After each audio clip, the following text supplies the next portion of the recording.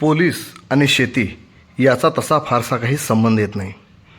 परंतु वारकरी परिवारात जन्मलेल्या सुभाष कराड या निवृत्त फौजदाराने शेतीत लक्ष घातले आणि आधुनिक शेतीच्या माध्यमातून लाखो रुपयांची कमाई करता येते हे त्यांनी दाखवून दिले.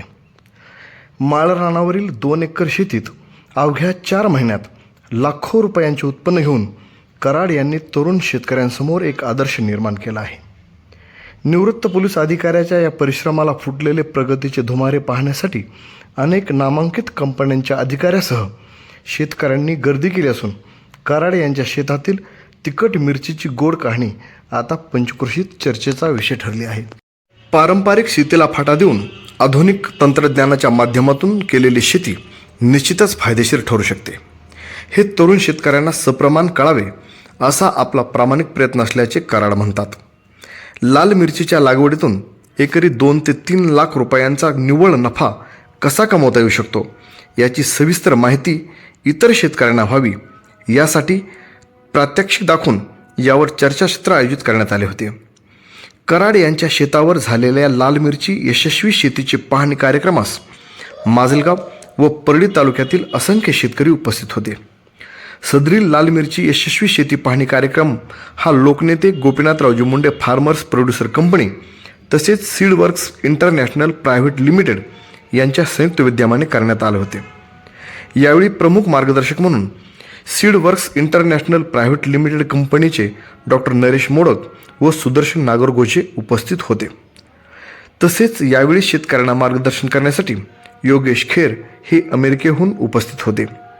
मंत्रा फायनान्सचे वरिष्ठ उपाध्यक्ष हार्दिक वासा, ह्युमन व्हेंचर्सचे व्यवस्थापकीय संचालक कार्तिक अय्यर, संचालक आदित्य श्रीनिवास, व्यवस्थापक श्रेया घाधानेकर, सहाय्यक उपाध्यक्ष अकिला कार्तिक, नाबार्डचे जिल्हा विकास व्यवस्थापक तात्यासाहेब मरकड, शेतीनिष्ठ शेतकरी पाटलोबा मुंडे, सुधाकर पोळ आदी मान्यवरांची यावेळी उपस्थिती होती.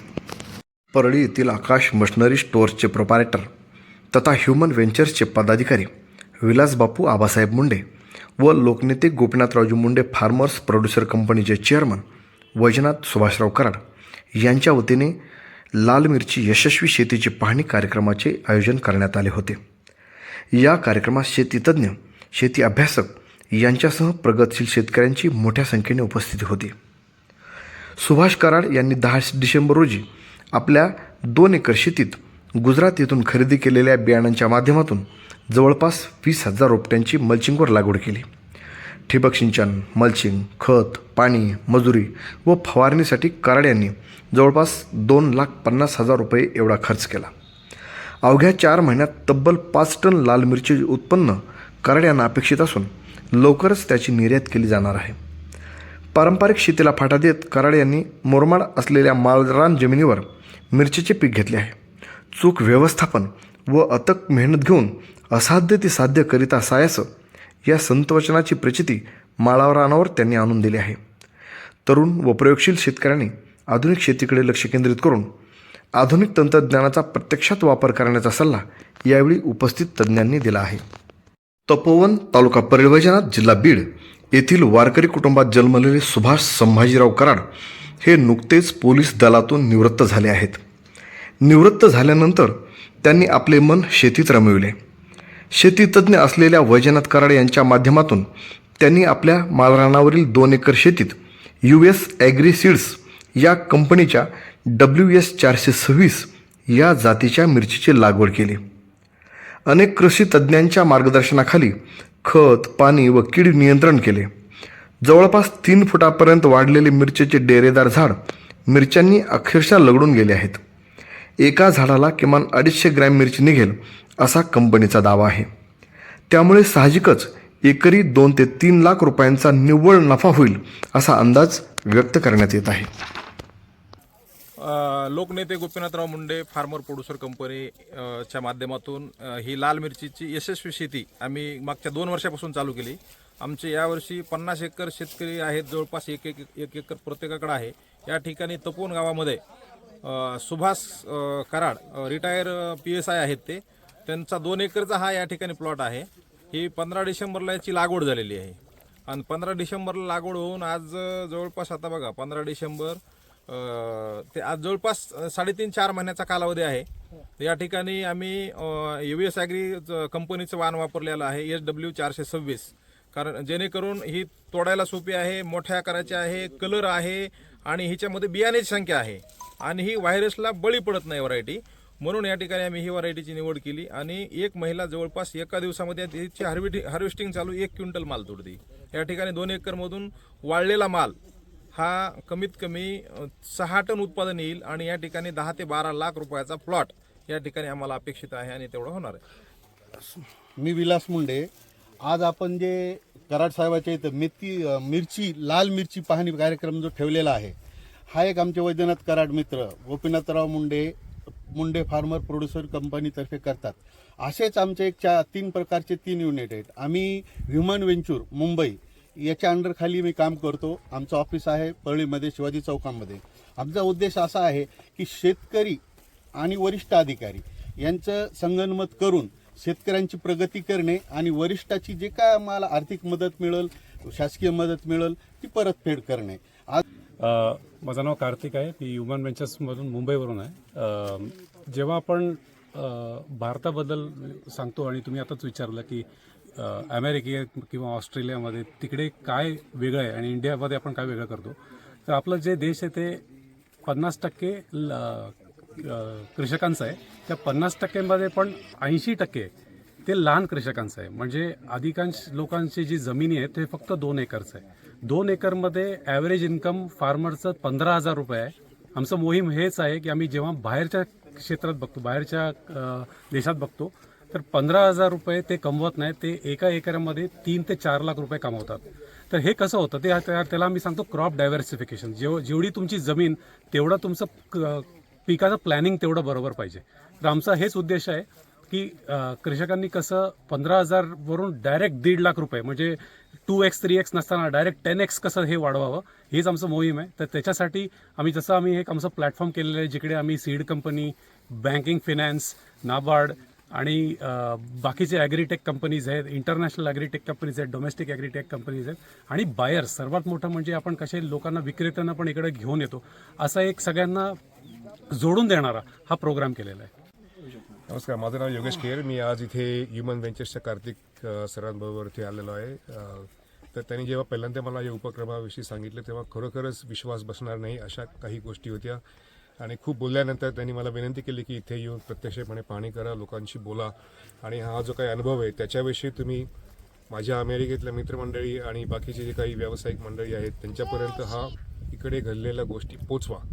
या अशा छोट्या उद्देशाने मी इथे आलो होतो आणि तो आज उद्देश सफल होतो आहे असं मला वाटते. इथं खूप छान काम चाललेलं आहे आणि त्यानिमित्त माझे कार्तिक सरांना आणि इथल्या स्थानिक लोकांना खूप खूप त्यांचं चांगलं होऊ याच्या पुढे अशी मी इच्छा व्यक्त करतो. नमस्कार, मी तात्यासाहेब मार्केट, जिल्हा विकास प्रबंधक, नाबार्ड.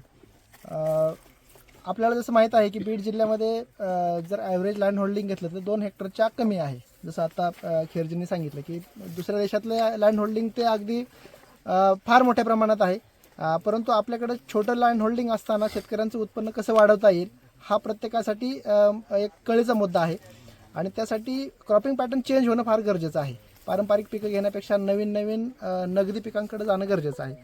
आणि ह्युमन व्हेंचर्स आणि लोकनेते गोपीनाथराव मुंडे शेतकरी उत्पादक कंपनी यांच्या माध्यमातून चांगल्या प्रकारची मिरचीचं उत्पादन होतं आहे. हे समजल्यानंतर मला असं वाटलं की नाबार्डचा काहीतरी याच्यामध्ये वाटा असावा, म्हणून आजच्या प्रोग्रामला मी स्वतःहून इथं आलो जेणेकरून आपल्याला काही इंटरव्हेन्शन्स करता येतील का नाबार्डच्या माध्यमातून, शेतकरी उत्पादक कंपनीच्या माध्यमातून आणि ह्युमन व्हेंचर्सच्या माध्यमातून.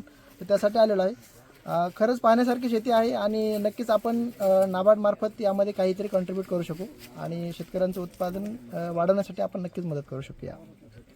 मी पाटलोबा माधवराव मुंडे या ठिकाणी जे आज या गोपीनाथराव मुंडे साहेब फार्मर प्रोड्युसर कंपनी या कंपनीच्या माध्यमातून आम्ही सगळे जमलो होतो आणि नाबार्ड देखील आपल्या दारी म्हटल्यासारखे सर्व अधिकारी या ठिकाणी आलेले आहेत. आणि आजचा जो प्रश्न आहे पारंपरिक शेती आणि आधुनिक शेती, तर पारंपरिक शेती ही पोट भरत होतं, पण आजच्या काळामधल्या एवढ्या महागाईसाठी आपल्याला आधुनिक शेती, पण त्या आधुनिक शेतीमध्ये आज प्रत्येकाचं म्हणणं चाललं आहे की रेसिड्यू फ्री शेती असली पाहिजे.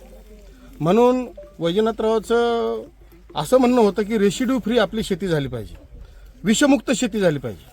म्हणून या ठिकाणी जो उपक्रम राबवला चालला आहे, स्वामीनाथन आयोगाचंही म्हणणं आहे FRP मिळाली पाहिजे, मिनिमम सपोर्ट प्राईज मिळाली पाहिजे.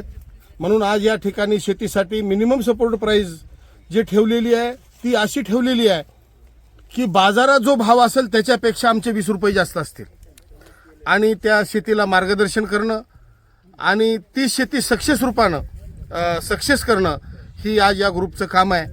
आणि कर्ज देणं असेल, त्याचबरोबर कुठं शेतकरी जर अडकला तर त्याला बाहेर काढणं असेल, हे सर्व जे काम चालू आहे.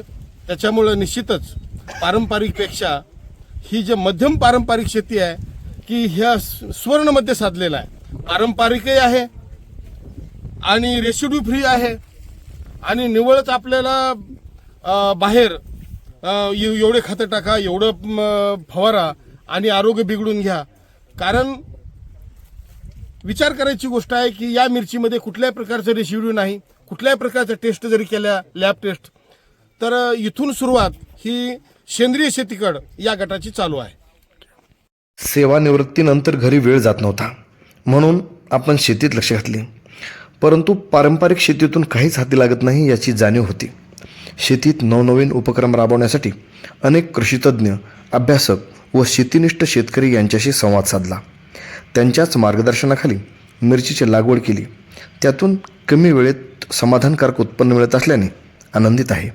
पोलीस दलात काम करताना संपर्कात आलेल्या अनेक शेतकऱ्यांना आधुनिक शेतीच्या प्रभावात आणण्यासाठी यापुढे काम करायचे असल्याचे सुभाष कराड यांनी सांगितले. घोंगडी न्यूजसाठी कॅमेरामन दादासाहेब बोकरे यांच्यासह पत्रकार संतोष स्वामी, तपोवन, तालुका परळी वैजनाथ, जिल्हा बीड.